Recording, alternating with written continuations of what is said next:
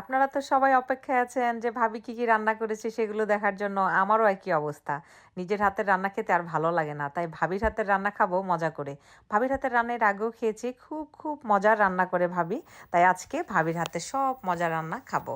দেখেন ভাবি রান্না করেছে পোলাও, বিফ, মাছ, ডিম এবং হাঁসের মাংস, সালাদ আর ২ রকমের ভর্তা। শুটকি ভর্তা আর একটা হচ্ছে চিংড়ি মাছ ভর্তা। সো ২ রকমের ভর্তা করেছে।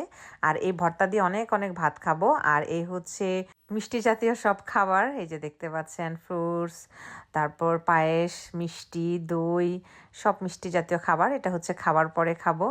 আমি আমার সব খাবার একটা প্লেটের মধ্যে একটু একটু করে নিয়ে নিয়েছি যাতে কোনো আইটেম মিস না হয়ে যায়। সব আইটেম নেওয়া শেষ, এখন আমার খাওয়া শুরু হবে। আমি মজা করে খাবো, আসলেই ভাবির হাতের রান্না খুব মজা। এখন দই, মিষ্টি এবং পায়েস নিয়ে নিলাম আর সবশেষে চা। ভাবির হাতে চা অনেক অনেক টেস্ট হয়েছে, মাশাল্লাহ।